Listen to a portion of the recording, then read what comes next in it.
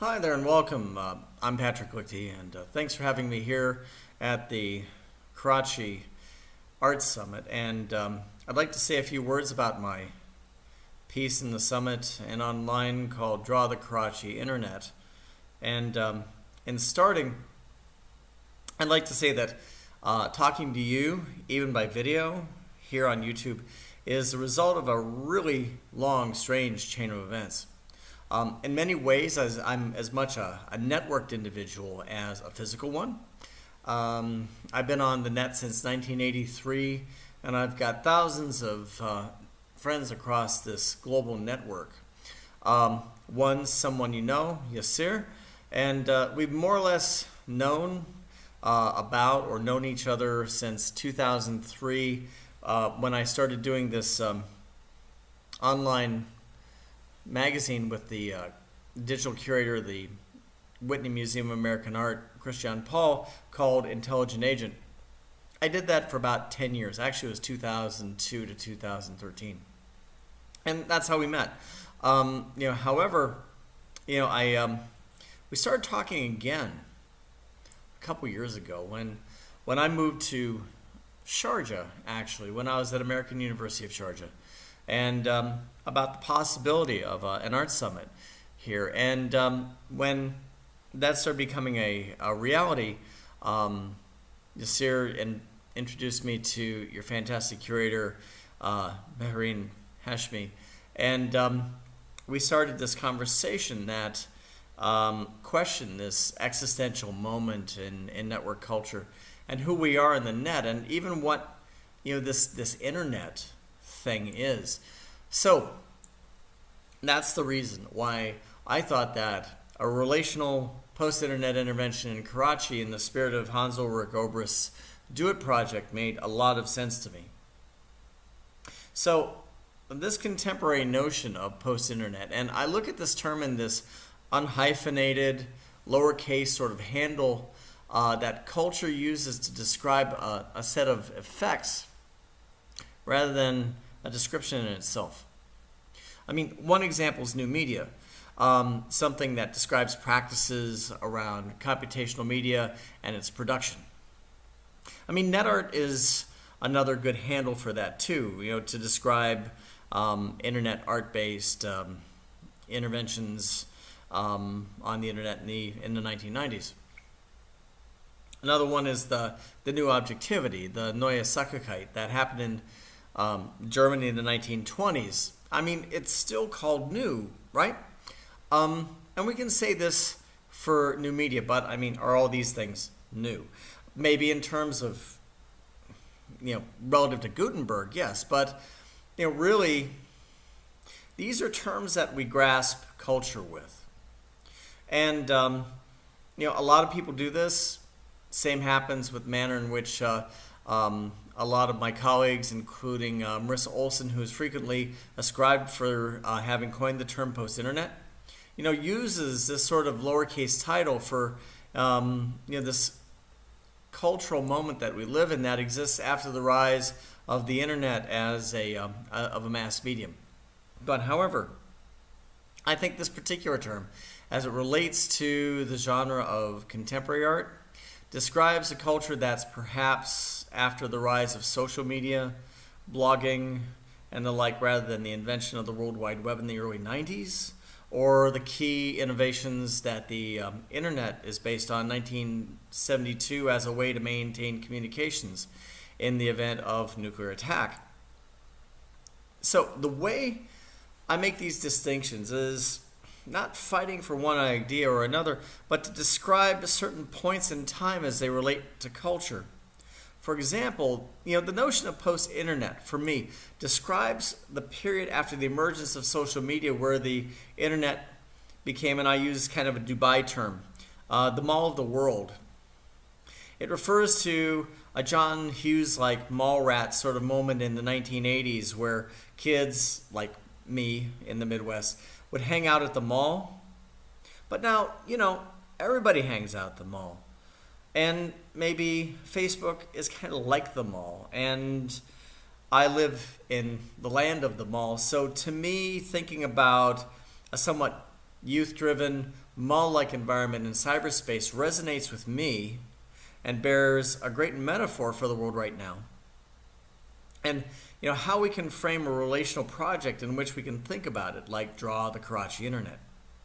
So this is why when I sent the first image to the group for Draw the Karachi internet on Facebook, I used the image of the billboard that hailed Mark Zuckerberg for giving Pakistan free internet. I mean, for me, this was kind of weird because in the US, and particularly Chicago, where I'm from, Facebook is sort of free.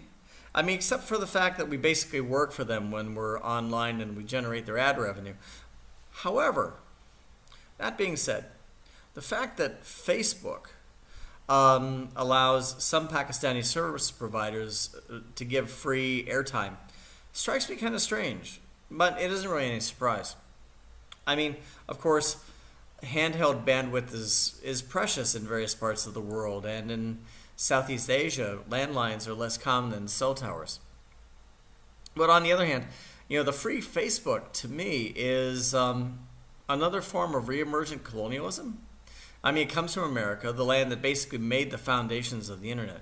And this makes me think of how the internet, once declared by John Perry Barlow as the free nation of mind, I mean cyberspace actually, has been subverted and subsumed by nation states, capital, military, rogues, pirates, and etc. to reinscribe markets and traditional spheres of power throughout the world for their own purposes. Now let me be clear that I don't have any illusions that Barlow's utopia exists online anywhere except that in enclaves like the Well. But like the mall, Facebook's a private space. And the American ideal of the First Amendment, the United States Constitution, and its promise of free speech exists the same way as in a mall on Facebook. I mean, sure, you can have free speech, but it really kind of fits Facebook's terms of service as well as its acceptable use policy. This is why the online virtual world Second Life, in my opinion, didn't become the 3D web. I mean, in addition to being harder to use than a web browser, I mean a lot, and requires a pretty big computer and bandwidth to run, means that you probably have to come from a handful of pretty rich technological countries in order to go to the mall in the first place. And let's not forget that Second Life was a commercial server company, and while the World Wide Web is a set of standards, it's a set of standards. It's not a technology, and so like the cultural guidelines for building a mall, it isn't like going to Victoria's Secret.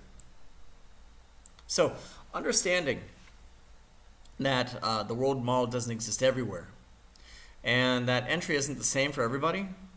And so many places have firewalls like China and Turkey, and it creates other practices. And some of us are making art out of that, like Dina Karazic's use of single-chip computers to host galleries in the underground dark web, or Arne Bartel's use of dead drops, online data repositories where you can get archives of information on USB stick. Or even the Alexandria Project, huge online databases of PDFs and electronic books. So the point that I'm getting at here is that the internet is a largely American invention. And social media after it, resonating with Olson's term, meaning, that we're in a period of culture that's after being immersed in an integrated internet-based sort of culture. So this has shaped global culture, redefined global spheres of influence, redefined the contemporary art world, and likewise redefined our channels of interpersonal relations. This is no more true than now that because as I'm talking to you from YouTube, which is owned by another one of these monopolistic stacks of the electronic world, Google, the world index for internet information, defined by their algorithms, comes from America. So, I wanted to sort of question some of these things. So when I proposed Draw the Karachi Internet, I thought of Hans Ulrich Obrist's project begun in 1993 called Do It, which has been re-envisioned around the world, including last year at the Sharjah Art Foundation, Do It in Arabic. So these are very sparse, open, flux-like scores of instructions, similar to those in the 1960s. These sets of instructions invite a relational conversation between the initiator artist and the audience in regards to how the art as an interpersonal interaction takes shape. So with Draw the Karachi Internet, I'm appearing to you across this network, this place, this set of institutional practices, mall, whatever you want to call it.